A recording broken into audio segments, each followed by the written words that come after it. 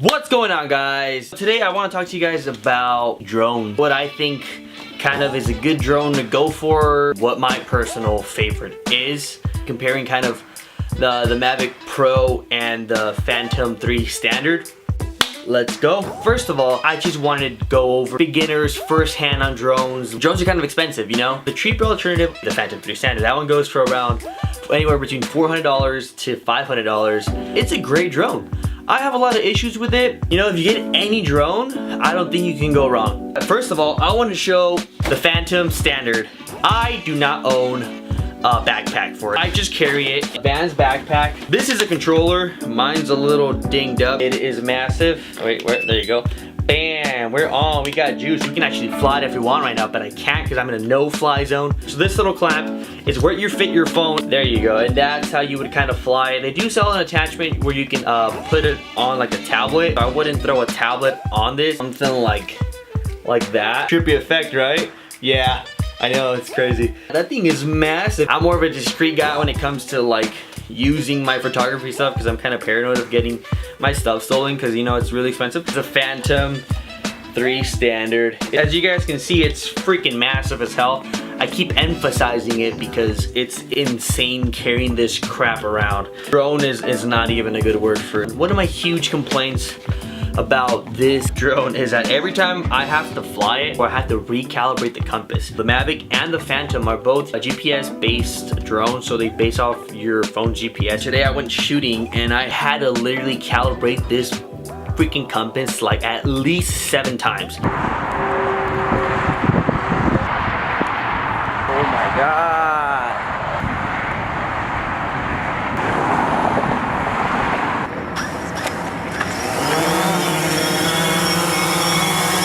Took forever to do it. It's really frustrating, and I notice it happens a lot. The distance that it has, if you can get about anywhere between half a mile, maybe a little more if it's you're on an open plane and stuff like that, this is a perfect option to go with. You get a good amount of distance, great amount of height, and it has a lot of things like intelligent flight modes. You can set it to rotate around a certain area, set it to follow you. As long as you have your controller with you and it's linked up to the app, this thing will literally track you and just follow you. Right, your motorcycle and just the controller and maybe your freaking huge ass iPad. Whoa, dude, it's crazy. Flight time that you can get on the battery when you're fully charged is around 25 to maybe 30 minutes. Let me show you some footage that I took today using this drone and go.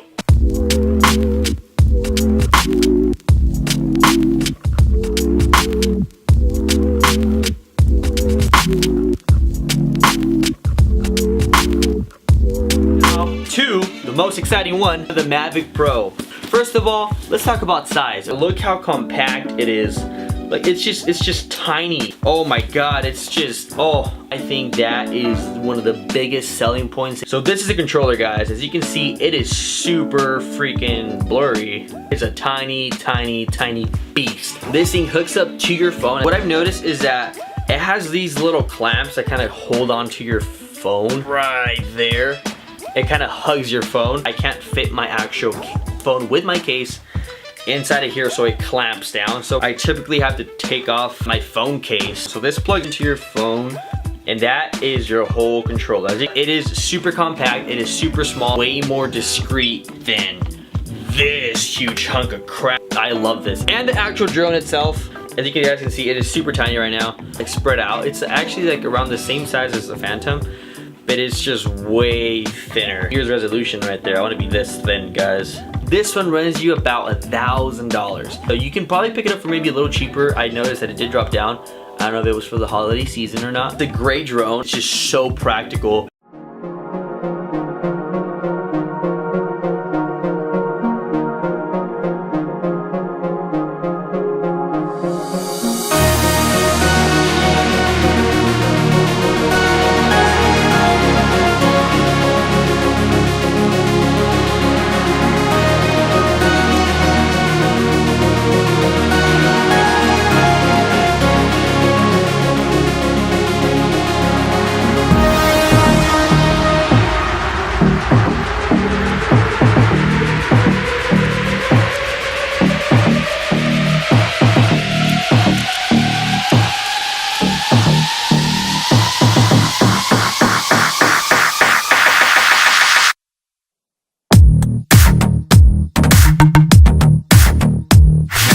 Pro comes with all the standard intelligent flight modes that the Phantom does, but this one comes with a little bit more extra one. In the end, I don't really use any of them, like, at all. I like being a hands-on person, and I just like flying the drone and doing the most that I can with it. So maybe if you don't want to just worry about it, just let that thing fly by itself and do its own little thing, you could just use those modes, and you can just get the Phantom 3 standard, and it has with basically most of the modes you're gonna be using anyway. Another great thing that I like about this drone, Phantom does not come with this, by the way.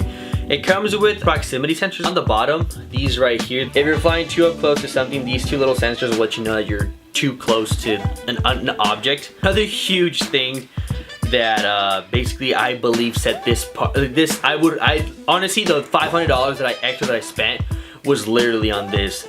So all your drones are gonna always come with the gimbal lock, essentially. So this thing, because this is the camera, kind of spins around like the little stabilizer that it has. So it comes with a little lock right here, as you can see. If I take that off, the gimbal is kind of just free. It's super simple to put it on the Mavic Pro. You just slide it in from the back and click it in, and bam, it's done. It's not gonna go anywhere. It's not gonna move anywhere. For the goddamn Phantom, it's this whole freaking fat mechanism right here. Slide it out, and bam. So to put it back on, oh my god, this took for literally ever to do. This blows. That's all I'm trying to say. It's so inconvenient. I think I kind of got it. Nope, that's not how it goes. Nah. So it's like point is, locking the goddamn gimbal into place is a mess. It blows, it sucks, I don't like it. Both drones come with pretty similar camera specs, but the only really difference that it has, Mavic Pro actually has the ability to shoot in full 4K. It's not that big of a deal, although if you're shooting with the Phantom, you're getting essentially a Blu-ray DVD image. Obviously, if you guys can tell from my commentary, it's pretty obvious what my favorite drone is. I really absolutely love the Mavic Pro. The portability that it has, great features that if I need them, they're there. Don't get me wrong, the Phantom does have them. It's so in that part, I think that doesn't matter. The Phantom, it's a great drone. I really like it. I do really believe this is a beginner's way of getting into the whole drone shooting scene. For the amount of money you're paying for this, I think this is one of the best ways to go. Thank you guys for tuning into my channel today. I really do appreciate it. If you guys found this video useful and you guys enjoyed it, please do hit that like button. And also, if you haven't done so yet, hit that subscribe button as well. That is freaking awesome. I would really appreciate that. And I'll see you guys next for the next video. Have yourself an amazing freaking day.